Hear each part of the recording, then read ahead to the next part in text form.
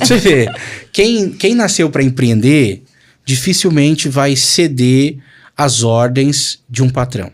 Se você tem a veia empreendedora, se você nasceu para ser seu chefe, você não consegue aceitar outro chefe.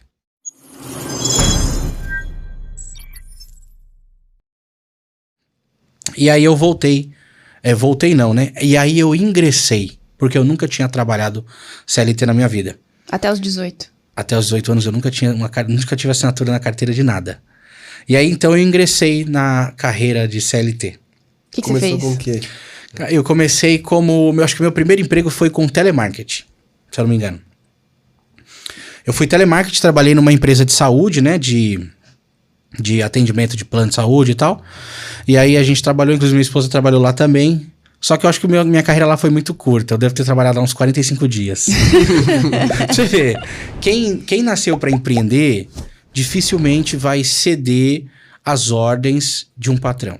Se você tem a veia empreendedora, se você nasceu para ser seu chefe, você não consegue aceitar outro chefe. Então eu tive essa dificuldade na minha carreira de CLT. Então eu trabalhei uns 45 dias ali e eu lembro que, foi bizarro. Como é que eu fui mandado embora? Eu tava em atendimento, acho que com uma cliente.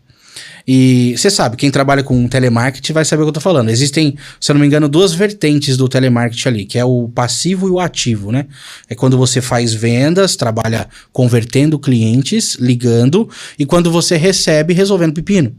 Eu trabalhava recebendo ali as ligações da empresa para resolver pepinos de cobertura de plano, de exames e tal. E eu lembro que eu atendi uma moça, uma senhora, e cara, ela não conseguiu diferenciar que existia, que eu era um funcionário. Acho que ela achou que eu era o dono da empresa. Olha aí, a autoridade já tava lá na comunicação. Exato. Ela achou que eu era o dono da empresa e começou a me esculachar. Nossa. Entendeu? Começou a me esculachar nessa empresa de merda, não sei o quê, que não funciona. Eu quero fazer um exame, já tem 6 meses que eu tô tentando marcar o exame. Olha, por um lado, o cliente, a gente que é empresário, a gente lida com... Existe uma frase que os empresários do mercado convencional usam e a gente pode aplicar isso dentro do mercado digital, que é: o cliente sempre tem razão. Quando você leva ao pé da letra o cliente sempre tem razão, não é que ele tá certo em tudo. É que você precisa fazer de tudo para que ele se mantenha seu cliente. Então, trata o cliente com a razão, vai comendo pelas beiradas, domina o problema e resolve, traz a solução para ele não deixar de ser seu cliente. Nesse caso, ela estava esculachando, falando que não conseguia marcar plano de saúde, que não conseguia marcar exames e tal, e tava demorando demais, ela já era cliente há muitos anos, e começou a falar um monte de mim, atendimento ruim. E eu, como empreendedor, eu pensei... eu lembro que exatamente quando eu tava em ligação com essa senhora, eu coloquei no mute, meu primo trabalhava do meu lado, eu coloquei no mute, assim, pra não ouvir o que a gente tava falando. Aí eu falava assim, ó, eu vou mandar essa mulher tomar naquele lugar. Falava pro meu primo. E ela falando. E na minha cabeça, eu já tava matutando o seguinte: cara, eu acho que eu não ganho o suficiente pra ouvir tudo isso. Eu ganhava, sei lá, uns R$600 na época, 500 e poucos reais. Era meio período de telemarketing, né? Eu trabalhava 6 horas por dia. Falava assim, R$600 não paga a minha paz pra estar ouvindo um negócio desse. E aí eu lembro que eu desmutei e falei pra moça assim, vai se lascar, meu. O que eu tenho a ver com esses seus problemas? Eu sou um funcionário, eu sou assalariado aqui, filha, eu não tenho culpa. Eu não sou o médico que vai fazer teu exame. A senhora quer que eu vou lá na clínica agora e abra a agenda do médico e te encaixe? Eu não tenho esse poder. Você tá pensando que é quem? Beleza, aí desliguei. E caiu no monitoramento. Eu lembro que depois que eu desliguei, eu fui chamado pra RH. Falei, olha, Vitor, infelizmente você vai ser desligado. Aí fui. E aí eu saí dessa empresa. E eu lembro que depois dessa empresa, eu fui trabalhar num CD de distribuição, que é o maior CD de distribuição da América Latina, que chama B2W. Fica ali em Itapevi, ali em São Paulo, né? E aí eu era fiscal de prevenção lá. Trabalhava, ganhava R$740 por mês, também como CLT. E trabalhei acho que uns 3 ou 4 meses também. E fui mandado embora de novo. Fui mandado embora porque eu acho que... nessa época eu já namorava com ela, né? E eu mais faltava no serviço pra ficar na casa dela do que ir. Então eu acho que eu lembro que uma vez eu faltei uma semana inteira. Ela tá me confirmando. Confirmando que é verdade. Eu faltei a semana inteira no trabalho, cara. Faltou uma semana. Nossa, aí quando eu cheguei, na sexta... Faltei, eu tinha escala no domingo, aí faltei domingo, segunda, terça, quarta, quinta e na sexta eu apareci. Caraca. Aí eu lembro que o meu coordenador chamava Pereira. O coordenador Pereira chegou em mim e falou, e cadê seu atestado? Eu falei, mano, não tem. Ah, então pode ir pro RH. Nu. Aí foi desligado. Saí da B2W, fui trabalhar na Claro, operadora de celular, Claro SA. Aí fui como vendedor. Foi o meu maior salário como CLT. Sério? E quanto tempo você ficou lá? Já quero saber. Eu fiquei o quê? Uns 8 meses? Por aí, uns 8 meses. Você não chegou a ficar um ano em CLT nenhum? Nunca fiquei um ano numa empresa. E nessa você ganhava quanto? R$1.240. 1.240, 1.247, alguma coisa assim. Mas com vendas você se desenvolveu bem, porque você já fazia isso. A real, isso é... Eu me dei melhor, você vê. A empresa que eu mais fiquei tempo lá foi 8 meses. A que mais fiquei tempo trabalhando como CLT foi que eu era vendedor, porque eu ganhava R$1.200 e poucos por mês e ainda tinha um acréscimo quando eu batia as metas de venda. Comissão, né? E eu era, cara, o campeão. Ó, pra você ter ideia, quando eu me destaquei no mercado digital... que aí as pessoas começaram a me procurar para aprender o que eu fazia, dentre essas pessoas surgiu uma pessoa que trabalhou comigo na Claro, a Aline.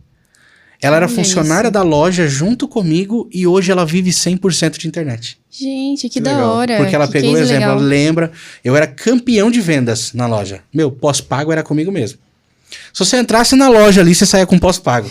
Ah, mas eu só vim recarregar meu pré-pago. Não, você vai fazer um pós. Eu explicava todos os pós de ter um pós-pago e convertia você lá na mesa. Eu era um dos melhores vendedores, era top vendedor de pós-pago na minha região ali da Claro. Só que eu trabalhei só 8 meses também, porque mesma coisa da antiga empresa. Eu ficava mais na casa dela do que chegou um determinado período, uma época do ano que eu falei, quer saber, eu vou ficar uns 2, 3 dias sem ir. Aí não dava satisfação, não dava... É irresponsabilidade? É irresponsabilidade, mas é aquilo que eu falei lá atrás. Quando você tem uma veia empreendedora, quando você nasceu para empreender, você não consegue admitir ordem de terceiro. Você nasceu para ser seu chefe. Você não consegue ter que bater ponto, ter aquela obrigatoriedade de ter que todo dia bater seu ponto. É chato. Quem trabalha CLT, às vezes não é nem empreendedor, não tem nem veia empreendedora. Mas não dá aquele cansaço? Às vezes você não tem um dia que você fala assim, não tô a fim de trabalhar hoje. Olha, eu vou te falar que na QIFI não. Mas eu já passei por isso.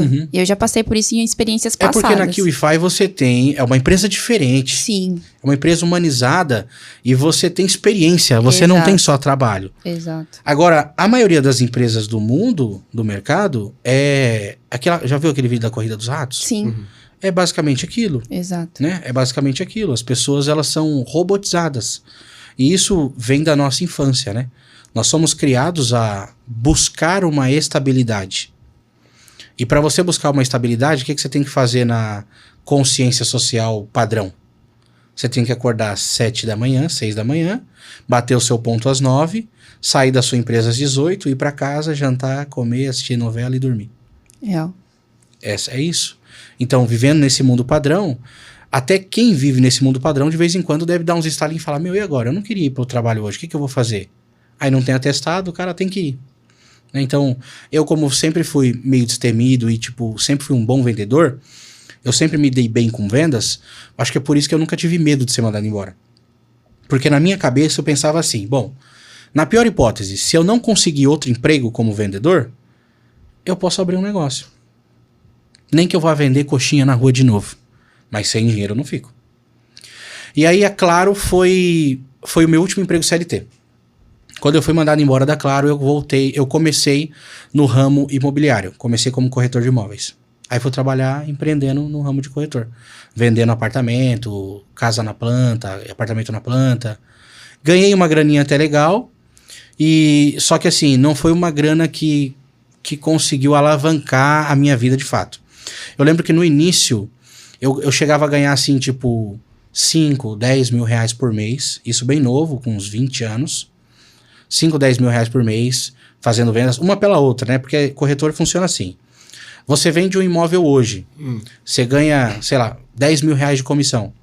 Só que você pode ficar 2 meses sem vender, 3 meses sem vender. Então você tem que racionar esse valor dessa comissão. E eu lembro que nas minhas primeiras comissões, que eu comecei a fazer uma movimentação bancária, tava entrando uma comissão, um dinheiro legal na conta, eu e minha esposa decidimos comprar o imóvel. Falou, bom, estamos ganhando dinheirinho, ela engravidou, a gente morou na casa da mãe dela por 1 ano, e aí apareceu a oportunidade de comprar uma casa. Tava ganhando uma graninha, aí vamos comprar casa. Aí financiamos uma casa na Caixa Econômica Federal. Casa essa que eu morei por muito tempo, inclusive depois que eu já tinha começado no digital. Já tinha ganhado dinheiro no digital e ainda morava naquela casa. Caramba. Só que essa casa, a gente conseguiu pagar, tipo, uns 8 meses. Tava dando pra pagar. Deixava atrasar 3 prestações, aí vendia na corretagem, pegava uma comissão boa, ia lá e pagava as prestações atrasadas. Até que em determinado momento começou a acumular, virou uma bola de neve, e o que aconteceu? Dívidas. A Caixa Econômica tomou a casa. Nossa. O nosso primeiro imóvel, a Caixa Econômica foi para leilão, né? Porque paramos de pagar. A casa foi para leilão, foi arrematada. Certo dia, bateu na porta da minha casa um cara chamado Wellington, com a esposa. Você lembra quando eles pararam o carro lá na frente? E aí ele se apresentou, falou, então, eu sou o novo dono da casa. Comprei a casa no leilão. E a Raíssa grávida? A Raíssa já estava grávida do já tinha tido. Tava grávida da Laura, né? Tava grávida da Laura, eu acho. Ou a Laura era bebezinha. Assim, Cara, mas a gente e já aí? tinha 2 filhas. Cara, graças a Deus, o Wellington era um cara muito gente boa. E ele não foi lá pra despejar a gente da casa. Ele foi lá pra conhecer a família que morava, pra trocar ideia, saber o que a gente pretendia, se a gente ia sair do imóvel, se a gente queria alugar o imóvel. E aí trocamos ideia com ele e alugamos. Foi aí que eu morei mais, sei lá, mais uns 3 anos na casa, 2, 3 anos na casa, pagando aluguel pra ele. Entendeu? E você Nossa, pagava que quanto de ótimo. aluguel? Eu pagava nessa época R$900 de aluguel por mês. Era um sobradinho ali em Cotia, no Jardim Isis, 2 andares, 2 dormitórios, né? Tinha um fundinho ali, tinha uma edícula no fundo. Então, ele foi lá, trocou ideia, conheceu a família, viu que não era, tipo, gente zoada, que ia fazer baderna, que ia dar trabalho e dor de cabeça pra ele. E ele manteve a casa alugada pra nós por todo esse tempo, cara. Que legal, cara. Manteve alugada. Eu só saí de lá, acho que pra morar numa casa de R$1 milhão. Eu saí de lá pra morar numa casa de R$1 milhão. Já tava ganhando dinheiro no marketing digital. Top. Então, assim, quando eu conto essa história, é porque é pra mostrar pra galera que, de fato, não tem nada de diferente Sim. de ninguém. Às vezes a gente encontra as pessoas no evento e tal, a pessoa fala, pô, você é real mesmo? Caramba, os caras do mercado digital é isso mesmo? Será que é milhão mesmo que os caras fazem, cara? Mas todo mundo tem um começo. Todo mundo começa igual. Do zero. Todo mundo nasce pelado, sem dente, careca, sem saber andar e tem que aprender. Cara, um comentário que eu queria fazer aqui, ouvindo sua história, é que o seu background também favoreceu muito a sua mentalidade, né? E muitas vezes a pessoa não tem não é introduzida a ver a realidade dessa forma. Tipo, quebrei e levantei. E aí, quando vai pro mercado, vai mais forte, porque, tipo assim, se quebrar, levanta, né? Exato. E aí, às vezes, tem medo até de arriscar por medo de quebrar. Eu falo isso, e isso já foi, inclusive, criticado por algumas pessoas em alguns comentários de vídeos que eu já falei isso. Eu falo assim, que o fundo do poço é o melhor lugar pra você estar. Porque o fundo do poço não tem outra saída a não ser pra cima. E as pessoas às vezes criticam e comentam, falam, você fala isso porque você não tá no fundo do poço. Você não sabe o que é o fundo do poço. Como não, pô? Eu era pai de 2 crianças pequenas, 2 filhas pequenas. Minhas filhas ainda são crianças. A minha filha mais velha tem 9 anos. Mas naquela época a Clara tinha uns 4, né? A Sofia tinha um ano, uns 3 aninhos. Ou não, tinha menos ainda, né? A Laura tava na barriga. A Sofia tinha a Clara tinha uns 2 anos e meio. A Sofia tinha 1 ano. E a Laura tava na barriga. Eu ia ter a 3ª filha e tava sendo despejado. Minha casa foi pra leilão. Você quer um fundo do poço maior que esse? Sim. Uma dívida de R$200 mil no banco. Nossa. E assim, o pai é o pilar, né? O pai é o pilar. Na sociedade é assim que funciona. O pai é o pilar, né? É a segurança da família. Ela saiu da empresa depois que ela engravidou e tal. Saiu, tinha que cuidar das crianças em casa. Então, assim, eu sei do que eu tô falando. Eu falo com experiência. Sim. O fundo do poço é o melhor lugar. Porque dali é só pra cima. E foi exatamente nessa época que eu conheci o mercado digital. Como? Como a maioria. Vendo vídeos no YouTube. Vendo vídeos de caras que fazem o que eu faço hoje e ostentando os seus milhões na internet. Por isso que eu falo, ostentar os milhões não é errado. Desde que é genuíno, é algo que você tem, eu acho muito legal essa ideia. Tem gente que acha ruim, né? Que, não, pô, o cara fica só ostentando ali e tal. Não, cara, eu acho isso inspirador. E foi o que me trouxe pro mercado. Eu lembro de ver vídeo de player na internet, morando em Alphaville já naquela época, isso 5 anos atrás. O cara fazendo story com uma panameira no fundo, uma mansão, e o cara falando do mercado digital e tal. Ah, pra vender curso? Mas dane-se, o cara tava mostrando o background dele ali, eu comprei a ideia e comecei no digital. Sim. Atenção aqui, tá? Olho no olho. Se você está sem emprego, ou se tem emprego e ganha pouco, ou se está começando agora no mercado de trabalho, ou se quer uma renda extra, eu tenho uma novidade para você hoje. Eu acabei de liberar um novo curso gratuito, onde eu te ensino do zero o que você tem que fazer para usar a internet para gerar dinheiro para você. Eu te ensino um método rápido e simples de usar o marketing digital para isso. E não é nada de pirâmide, multinível, revenda, digitação, investimento, ficar convidando pessoas, nada disso. É o método de marketing digital inovador que pode ser aplicado por qualquer pessoa, claro, desde que saiba como. E o como é exatamente isso que eu vou te ensinar nessas pequenas aulas que eu preparei para você. É um curso gratuito de verdade, não tem pegadinha. É só clicar aqui embaixo e acessar. Te espero lá.